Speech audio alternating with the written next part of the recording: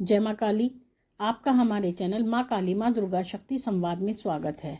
मित्रों, अगर आप हमारे चैनल पर नए हैं तो हमारे चैनल को सब्सक्राइब कीजिए, लाइक कीजिए, शेयर कीजिए, साथ ही नोटिफिकेशन बेल को भी प्रेस कीजिए जिससे हमारी आने वाली वीडियोस का नोटिफिकेशन आपको तुरंत मिल जाए।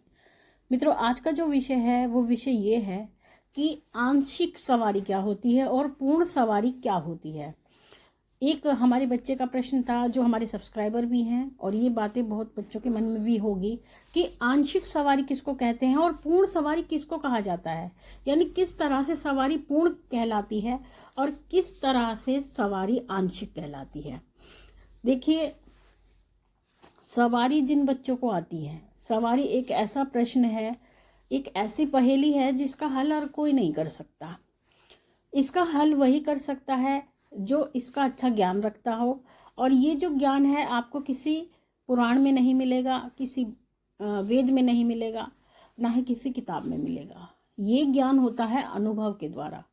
तो इसका ज्ञान जो है वो वही व्यक्ति रखता है जिसको सवारी का अनुभव होता है, जिन्होंने अच्छा शास्त्र का अध्ययन भी किया हो, जो अच्छी प्रकार से सनातन धर्म की नॉलेज रखता हो, या माँ भगवती के साथ काफ़ी समय से जुड़ा हो, या कहीं जन्मों जन्मांतर से जुड़ा हो, तो वो व्यक्ति इस विषय से संबंधित ज्ञान रखता है।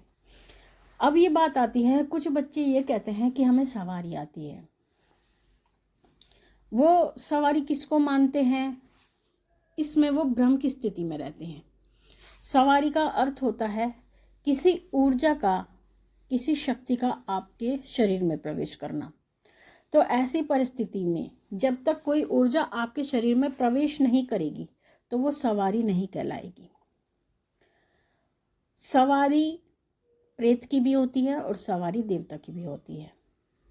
तो ऐसी परिस्थिति में जब आपके शरीर में कोई ऊर्जा प्रवेश करती है तो उस समय पर वो सवारी कहलाती है। और सवारी जो होती है वो शरीर में आती है, और शरीर में आकर के वो हमारे मूलाधार चक्र पर बैठती है, और फिर वो ऊपर उठ करके हमारे शीश तक आती है।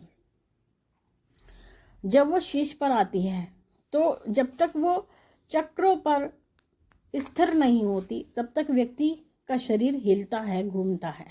लेकिन जब वो स्थित हो जाती है, यानी वो बैठ जाती है हमारे चक्रों पर, तो हमारा शरीर शांत हो जाता है और हम स्थिर हो जाते हैं।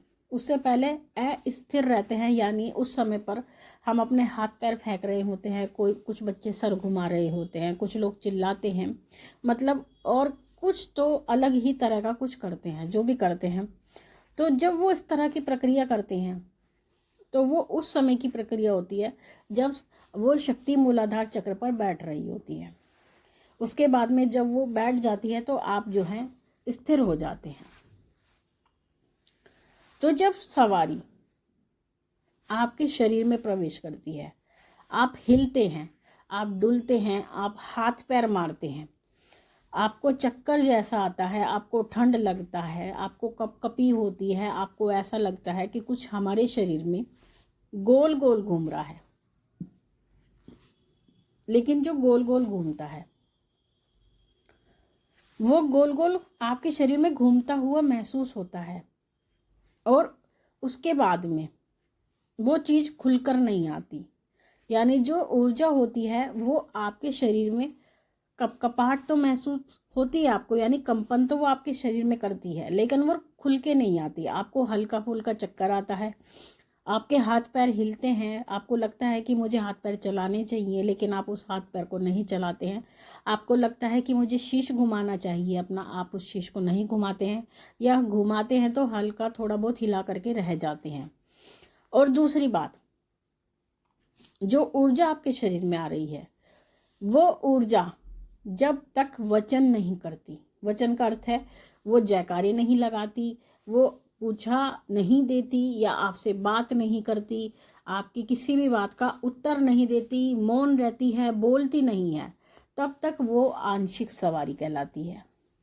यानी वो स्थिति जिसमें आपकी जो ऊर्जा आपके शरीर में प्रवेश कर रही है और वो आपके साथ में वार्तालाप नहीं कर पा रही है, तो वो स्थिति आंशिक स्थिति होती है। यानी आंशिक रूप से वो देवता आपके शरीर में प्रवेश कर रहे हैं, घूम भी रही है ऊर्जा, लेकिन वो वचन नहीं कर रही है और वो पूर्णतः खुल के नहीं आ रही है, तो वो आंशिक सवारी की स्थिति होती है।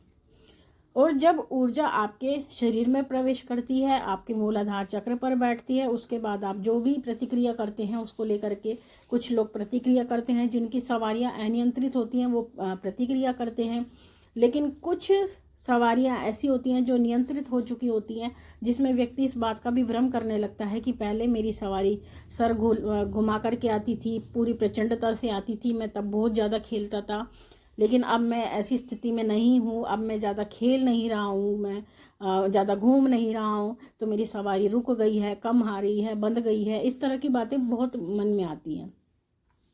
लेकिन नहीं, सवारी का खेलना, घूमना या कूदना, नाचना, खुलकर आना नहीं होता।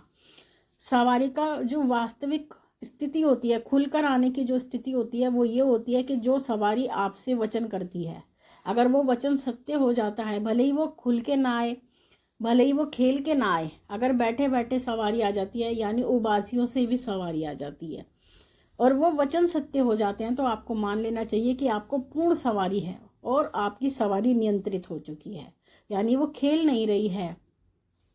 उसने आपको आपने उसको अपनी इच्छा के अनुसार ढाल लिया है। यानी अगर आप चाहते हैं कि सवारी हमारी ना खेले, हमारा शरीर ना खेले, तो सवारी उसी तरह से, वो देवता जो हमारे शरीर में आ रहे हैं, ना ही वो खेलते हैं और ऐसे ही हमारे शरीर में प्रवेश कर जाते हैं और हम सामान्य स्थिति में रहते हैं।